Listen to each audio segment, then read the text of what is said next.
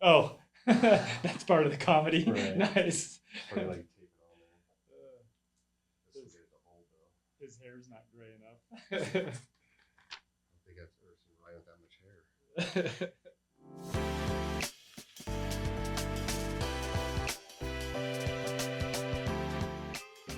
So let's start this out. So I'm Rob with the Impact podcast, and I got Miguel with me.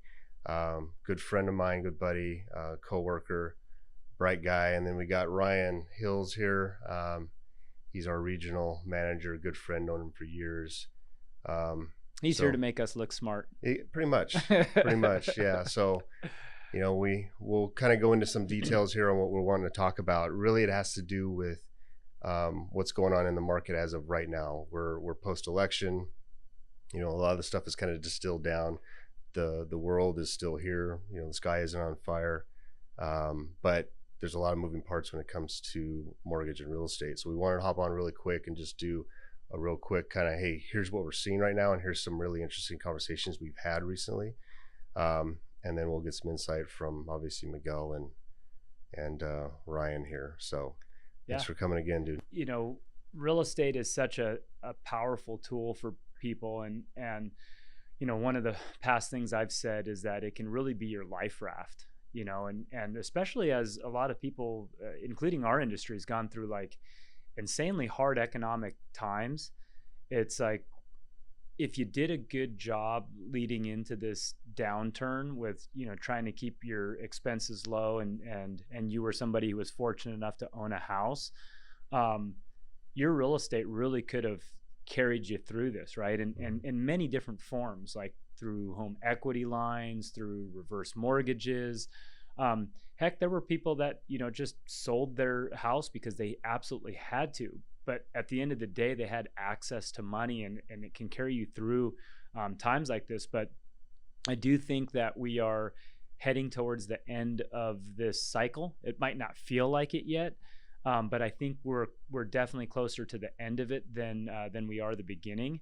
And I'm really optimistic to see what the next few years look like. So what cycle are you talking about specifically?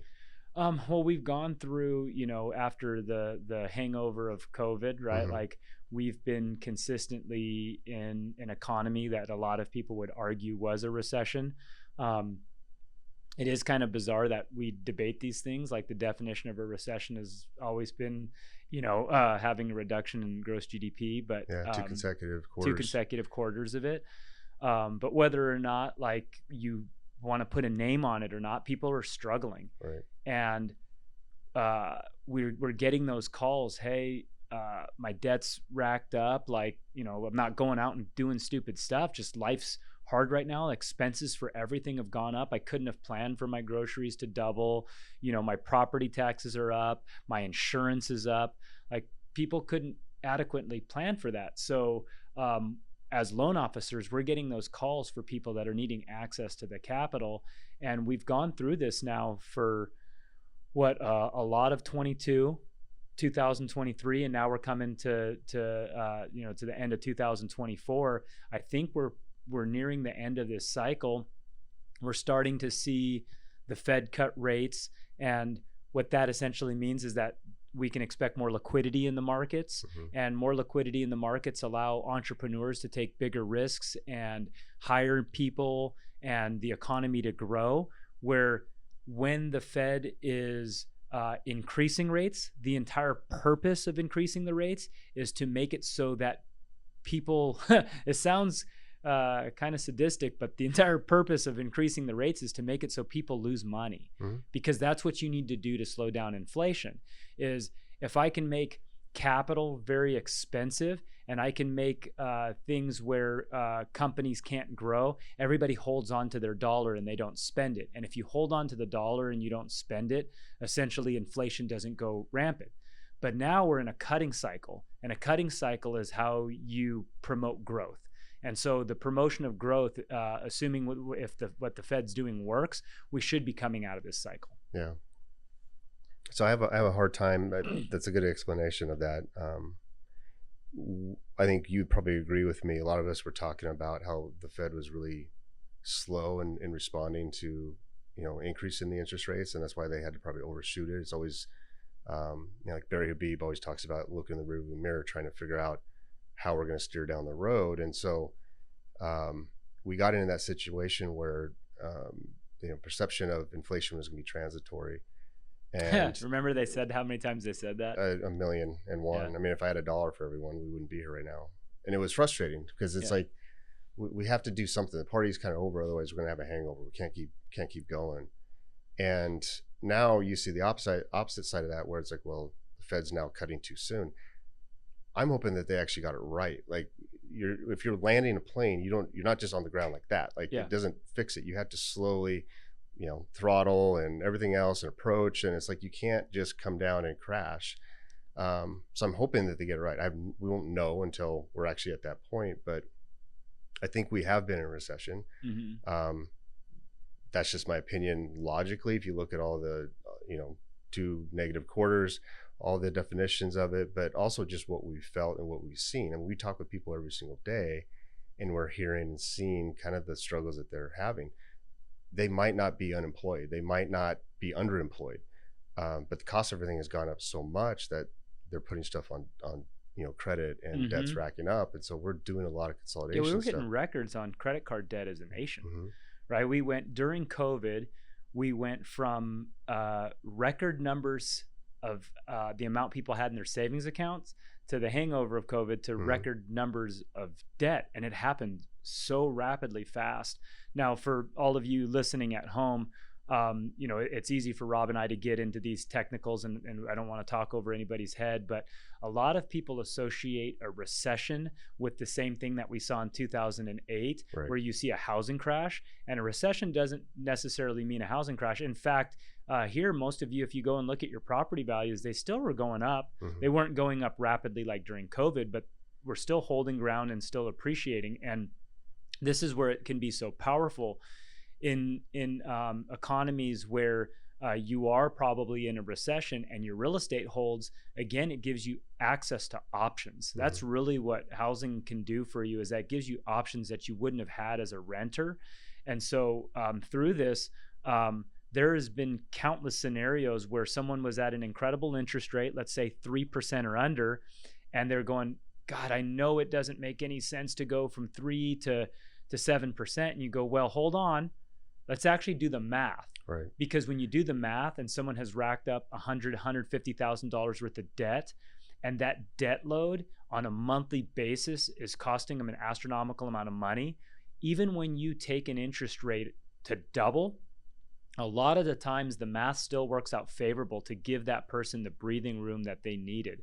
Yeah. So we have done so many refis where you would think on looking at it quickly that it wouldn't make any sense. And then you really start nailing down the math and you go, wow, that person is now $1,000 less on outgo in their monthly household just from utilizing their real estate as a tool. Yeah. So it can be very, very powerful.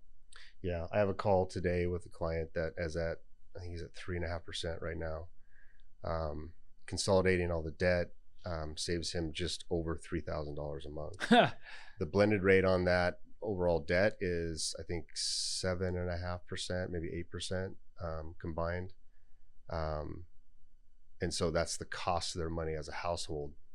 So saving $3,000 a month, that's substantial. That's life changing. And so the idea behind that is like, well, you don't, just like that rate that you got into at 3.5% when we did the refinance years ago. Now, yeah, we're going up, but there's a benefit to it, and we'll always monitor the cost of money over time. Like, okay, well, if it comes down and it pencils, why wouldn't we just readjust it again? We could probably all agree that they're not going to stay in that loan for very long. Yeah. Even if they do, they're ahead $3,000 a month. Really don't, the interest is bothering you, then carve out half of that, put it towards the principal, and then pay the thing off and save interest over the life of the loan. Yeah, it's pretty crazy because it actually is possible to have a higher interest mortgage but have free capital and apply some of that free capital to the higher interest mortgage and beat the lower interest mortgage where you're not applying extra capital. Like when we've ran through some of those real AM schedules, you're like, holy smokes, I can't believe that $600 a month extra. And again, in a lot of these refis, we're saving them $1,000, $1,500, however much. Right. And they're going, all right, apply a portion of that. They're actually beating the interest on the lower interest loan. Yeah. So that first time that that I ran that out, I was actually shocked. I was expecting to call the customer and go, hey, don't do this. And I was like, redid the math, had you guys look at it, like, am I doing this damn math I actually wrong? remember, because you were doing that blended rate, and you were doing the reinvestment, and it was probably shaved off. Like the last one I did was $138,000 over the life of the loan and interest, and the interest rate was, I think, triple. Yeah. And so we agree that we're probably going to readjust that rate at a lower interest rate when it makes sense. But yeah, I mean, $138,000 over the life of the loan, that's pretty substantial. I mean, it's 6 figures is crazy. The other thing too, though, right, is that at the end of the day, there's times where a refi isn't about the best financial decision as much as it is about giving yourself the breathing room and the quality of life that you need, right? Like, no one wants to be a prisoner to their debt. Mm-hmm.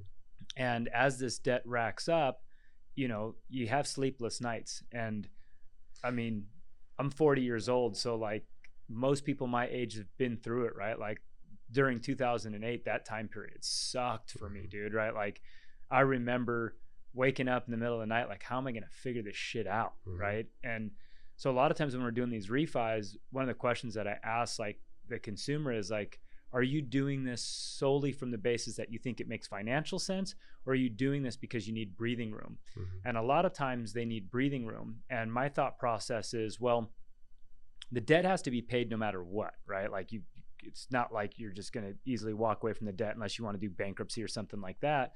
But can you keep the asset? Because the asset is the thing that keeps bailing you out Mm-hmm. when the economy shifts, or, you know, you make a bad decision or anything like that happens. And so even in those scenarios where we give the person breathing room, over time, their piggy bank reaccumulates in equity, Mm-hmm. right? So like, you know, I challenge you guys, if you've owned a house for 10 years, like look at how much it's gone up in value. And so even if you have to be in one of those scenarios where you access some of your equity to free up that debt, if you wait long enough, your equity is going to grow again. And, Mm-hmm. and it has ever since real estate has existed, right? Yep. Like I was showing you that chart today where it was showing all the money in the world. And there's $900 trillion. Obviously, they can't get this perfect, but there's an estimate $900 trillion of money in the world. And money is anything of value, like real estate, stocks, bonds, gold, collectibles, all the stuff, right? 330 trillion of that is real estate. So what does that tell me? That tells me as a human species, we all believe the best place to store your money is in real estate. Mm-hmm. We think it's better than equities. You hear about these incredible companies like Amazon and Google and Tesla and how rich these people are. But as a collective group, real estate is kicking that group's butt, Mm-hmm. right? So it's we can argue all day why that is, but it is a thing. Like that's where we think as humans, the best place to store your money is. I think that's pretty damn cool. So Ryan, what's your thoughts on this? I like Bitcoin. Okay, I'm going to cut you off. That's sorry. You went down that whole path, that whole rant. Dude, wrong platform, buddy. This isn't the RA source, so. Oh, so Rob, one of the things I wanted to bring up. No, hold on. Let him finish. Sorry. Go ahead. And yeah. So one of the things I wanted to bring up is, you know, we're talking about post-election, mm-hmm. and we're talking about inflation. And I want to tell the group listening to us to not get so caught up in this complicated explanation of inflation. You know, you got, you know, your CPI, and they start doing all the acronyms for everything. You guys, inflation's pretty damn simple. Okay. So think about being in a room with two people, and there's an apple in the room. And as a collective group of you two people, you only have $1. So you ask yourself, how much can an apple cost if there's only an accumulative of $1? The most an apple can cost is $1, right? Because that's the most money there is. Now let's say that randomly another dollar falls from the sky and there's $2. Well, how much can the apple cost now? It can cost $2, right? So everyone does these super complicated explanations of like how inflation works. But inflation to me is as basic as they print more money, inflation happens, okay? Now, can certain items cost more because of supply and demand and certain dynamics? Yes, but that's not fundamentally the same thing as the value of the dollar going down, right? Like, so our dollars go down in purchasing power because they keep making more dollars. That is the reason why your dollar goes down in value. Now, the way to protect that is to put it into things that are better stores of value. That's why I like things like real estate. That's why I like things like Bitcoin. That's why I like things like the S&P 500, right? Like that's why I like those things. And so as a consumer, that's something that you need to be hypersensitive about. And we were talking about the post-election. It didn't matter who won in the sense of more money being printed. Both parties are going to print more money. They always do. Now, one party might not print as much money as the next, but you guys, look at our deficit. It's obvious that we're going in one direction, and anyone can challenge me on this. I bet you in the next 4 years, our deficit increases. No matter how good of a job we do on cutting back on government spending, our deficit's going to increase. And then whoever wins the next election, whether it's Democrat, Republican, Independent, the deficit's going to go up. Everybody who understands this game protects themselves by getting rid of the paper and putting it into things that do better than the paper. So like, don't get caught up in all of the politics of it. Like, just go buy scarce, desirable assets. That is the best thing that you can do. Yeah. Well, part of what I wanted to cover is because I had a conversation with a friend of mine. She actually is the CEO of Good Roots Northwest. So it's the Bonnie Lake Food Bank. Yeah, I'm familiar with it. And so she is an entrepreneur in every sense of the word. And it's interesting because we'll pick each other's brains in regards to what are you seeing? And you know, I talk about rates and real estate and the market and that aspect of it, and some of the heartburn and troubles that our, you know, clients have based on debt loads and inflation and everything else. She has a similar perspective on it, but it's very much in the weeds with people. I mean, they serve, she said last night, 6,000 people a month. Wow. Locally. And wow, think about that. 6,000 people in our backyard are struggling that much. And because that's the extreme level of struggling, because there's a lot more than that struggling. That's one of the most, that's where like I can't feed my family. Yeah, that's the breaking point before and they're working full time. Yeah. So nothing's changed other than the cost of things. Yeah. Right. Wow. And where I wanted to bring you in on this, because we work together closely on with our clients that need help with reverse mortgage. And so this is very much a solution that I think is valuable.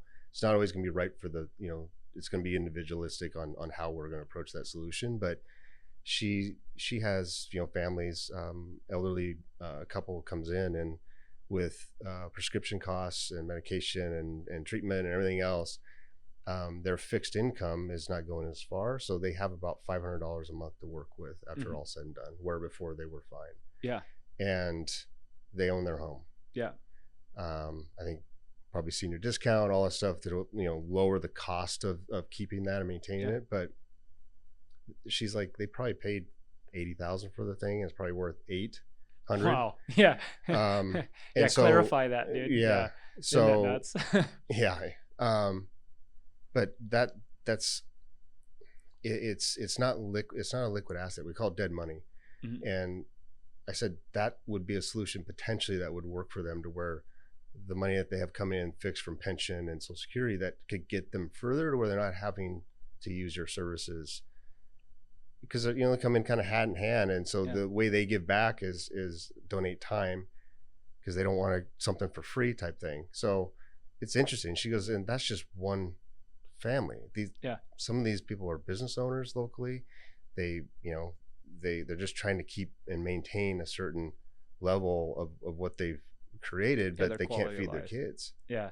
And so, you know, having these solutions and getting that, getting out of that mindset of like, well, I got this rate and I'm going to keep this rate for the rest of my life in spite of is a flawed model. It sounds really good. Like I got this made. It was a badge of honor. We've talked about that as well. Yeah. No one gives a shit about your rate if you can't afford to, or you're Correct. racking up 29% interest on credit cards. And I think we're seeing more and more of that. The another client of ours, business owner on the medical field, his wife's like, she was, excuse my language, but we just want to unfuck ourselves. Yeah. We trying to expand business, trying to do all these other things, raise a family, do the right thing, and we need to consolidate this. And we're lopsided in the equity that we have in our house because it's not doing anything for us. Yeah. At the end of the day, the home's still going to appreciate the exact same rate, whether you owe 0 or you owe 500,000 on it. It's what you're going to be able to use, that money, that equity. How is that going to, one, make you feel better? Yeah. But two, financially, that's not always a bad thing. Going backwards in rate or have a higher interest rate, it's a blip in time, that's right? the interesting part about some of these mortgage solutions, right? So it's like we get the client a lot of time when they're buying their first house. Mm-hmm. And when I say we, I'm talking about like our industry, right? And if you're good at this, you're thinking about the entire life of this person's home ownership, right? Like you want to be there on the first loan, you want to be there on the upgrade, and you eventually want to be there if they need to access the reverse. And I know that if a person makes at least one good decision of home ownership, they're going to be 40 times better scenario than someone who didn't make that, right? That's the actual stat, is that your net worth is 40 times that of a person who doesn't have home ownership, right? So these reverse programs to me are an amazing tool to set you up for later in life, right? Like even if you're young, knowing that you have access to that later is so powerful. Like we tell everybody, contribute to your 401k, right? Mm-hmm. Like that's common practice. It's common knowledge. It's like, hey, if your employer matches, go into your 401k. And your thought process is like, okay, when I get to retirement, hopefully I have this pool of money that I can extract from, right? And let's say that you saved up $300,000 in your 401k. The downside of accessing the money in the 401k is that as you need access to it, you actually are liquidating a portion of the asset every single time, right? So you're selling a portion of whatever's in your 401k, a stock, a bond, whatever. And every time you sell it, you're losing a piece of your asset. Unless you have enough money in the 401k to live off the interest, most of us don't, right? Mm-hmm. In real estate, when you do a reverse mortgage, you can access the equity without losing the asset. That is so damn powerful. They're like, you get to keep the house, live in it, and then we're going to solve some major financial issues on it. And oh, by the way, if your house keeps going up in value, you can keep accessing more, right? So how is that any different than the traditional thought process of, oh, I'm just going to stack a pool of money and then I'm going to pull it until it's gone? With the reverse, when you pull it until it's gone, nobody comes and takes your house. You get to keep the asset. And I'm specifically talking about HECM loans. You get to keep the asset, even if the asset goes underwater, even if you've tapped all the money from it. No one comes and kicks you out of your house. That is such a fantastic deal. It is. Now, the bank's going to make their money, right? But that's what it's designed for. It's a win-win deal. The bank's like, hey, I'm going to make my money on this, and I'm going to give you access to capital that you would never have had unless you sold or did some type of equity that eventually drowns you. Yep. It's a fantastic tool, man. Yeah. It really is. I mean, in-home care, access to being able to retrofit the home to where it's maybe more suitable for mobility, that type of thing. Those are conversations I've had with some of these clients that we've been introduced to, and you're helping me with some of them as well. And it's sad because you see elderly people where their income is fixed. The house is starting to have deferred maintenance, need help with the roof, it's leaking, the door isn't shutting all the way. It's a life-changing event. And unfortunately, reverse or HECM loans in the past have had some people that take advantage of people. But I think that's anything in the financial world. It's Yep. just there's assholes out there that do that.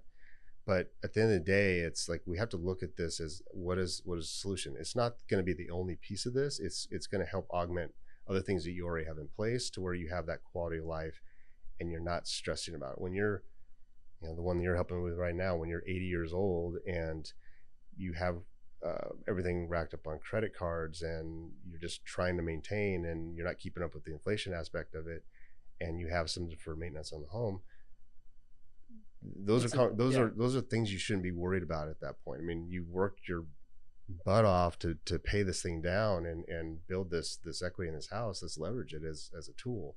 And so it's very much in line, very much parallel to consolidation of debt and leveraging an asset that, to your point, is still going to continue to grow. It's not like you have to liquidate it to pay this stuff off. Yeah. It's just we're adjusting that. What's crazy about all these scenarios is so one important part that I think a lot of people might not realize too is when you take this reverse mortgage, you actually don't have your PITI mortgage payment. Like it's gone. So anytime you do these quotes, they give you an amortization schedule, right? And in a normal amortization schedule, every time you make the payment, the balance goes down, right? Like a 30-year fixed, at the end of the 30 years, the money's done. You don't owe anything, right? On a reverse mortgage, every time you don't make a payment, the balance goes up.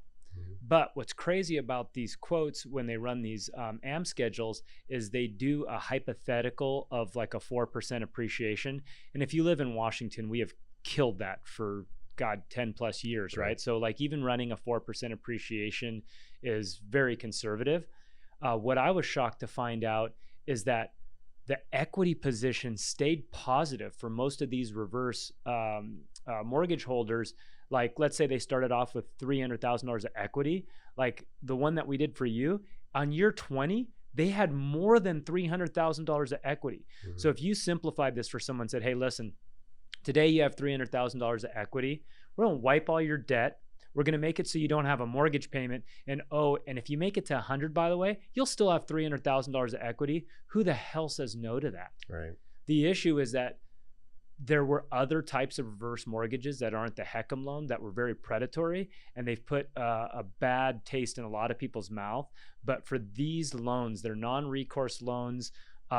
They tend to work out very favorable for people because I've seen it firsthand. I've seen the families that have cried because you got them out of these horrible scenarios and you used this tool to let people stay in the house that they love. Man, like, I was not a believer in reverses up until a few years ago. I was in the camp of like, typical thing, you don't know shit about it and you formed an opinion. That was me. I was the dipshit that did that. And then I went and educated myself and I was like, oh, damn, I'm wrong. And I learned about it. And I'm like, and again, they're not for everybody, but they are for a lot of people. Right. So no, it's interesting because it's not like we're saving lives. It's not like we're doing anything like that. Right. But it is really cool to see those success stories where, we do the debt consolidation. I mean, I've helped families where, this one kind of stands out because she started crying because she needed $40,000 of money to fix her teeth. Yeah. Like simple things like dental work and health. Yeah. Putting off. I mean, and like, we wouldn't think of that because you're looking at the business side of it. It's like, why would it's like, yeah, I just remember I'm like, let's fix your teeth. Yeah. And she just started crying. She's like, we can do this. I'm like, yeah. Yeah. And it's, it's sad. It's really sad, but cool in the other aspect because it's like, okay, it's not just the mortgage, it's finding that solution. And so, we would just encourage everyone, like, look at that. If you're struggling, let's have that conversation. If you need help with your, aging parents, if you want to keep them in their house, I mean, there's a lot of different ways we can do it, different solutions. So, absolutely, we'd love to help out. So. Yeah, but we can talk about this till we're blue in the face. Right. It's like the reason why so many people invest in real estate is because almost everyone they know, it's worked out favorable for. There's always going to be those scenarios where people got in over their skis and they couldn't hang on to the house, and there's always going to be those stories, right? But out of everything that exists, it tends to be one of the things that works out the best for people, right? Like we all agree that the stock market has done well for America. But if you talk to people and you ask them, where's the bulk of your net worth? For most Americans, it's in their home, right? And so you're never going to go through life without taking any form of risk. And in fact, taking no risk is actually riskier than taking some risk. It's kind of weird how that works, right? Like if you don't do anything, you eventually drown. Like you're in a boat with a little pinhole, and you got to take a risk that you start paddling frantically, and you might put some damn water in the boat and you might actually go backwards. But if you don't do anything, you're 100% going to drown. Don't be the person that doesn't do anything. Take a little bit of risk, try to paddle to land, right? And that's what home ownership is. It puts you in a scenario where you're going to improve the future for yourself and your future kin. So I think about like my own family, and my older brother got in a house from my mom and dad selling our childhood house to my older brother on a deal. My little sister got into her house from my parents helping with the down payment. You know how they were able to help? They were able to help because they accessed equity that they had from their own real estate. And my mom and dad are both immigrants from Germany and the Philippines. Like they came here and lived the American dream, and the American dream is home ownership, and home ownership has worked out very favorable for them, right? And I learned that, and I started at a very young age going, dang, like how much did you buy your house for, Mom? What's it worth today? Oh, weird. That seems like a very good decision. I should do that.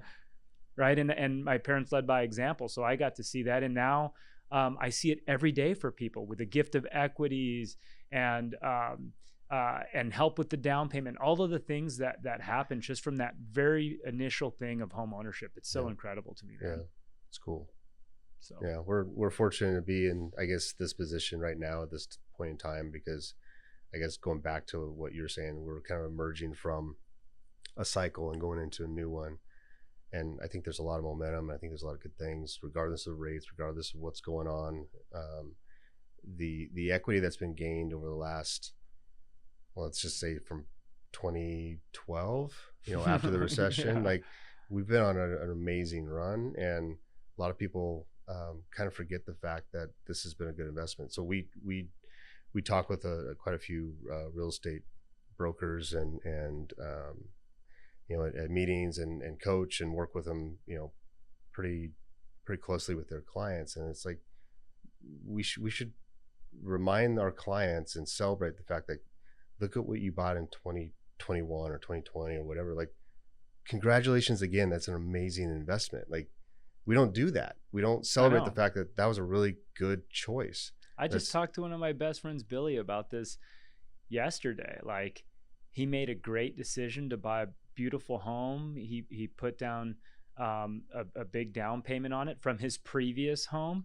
And I mean, I'm not going to share his personal info, but he's doing freaking well. And I had to tell him yesterday, I said, dude, you don't realize, like, in comparison to other people your age, you're doing so damn well. And he's like, but I can't spend the money. And I'm like, that's not the point, man. Like we're all saving for when we need that. You don't need it today, so we're not going to spend it today. It's the same philosophy as like your 401k. Like, you're not supposed to spend the 401k. We need it later, guys. Right. So it's like, keep banking that equity. And it's going to be, like we said, like, if there comes a time where you need a reverse or some way to access that, or you need to pay off debt, like, you're going to be so happy about that decision. So, I can't scream it enough from the rooftops. It's like, if anything, just get into your first home. Do whatever you can, save, work on the credit, penny pinch, do it all. Just get into your first home. I agree, man. So thank you. Awesome. Yeah. Let's end it here. Hills, you were an awesome contribution for thank today. You as usual. Yeah, we really appreciate it, man. Ran a clinic over here. Let me turn up his volume. Yeah.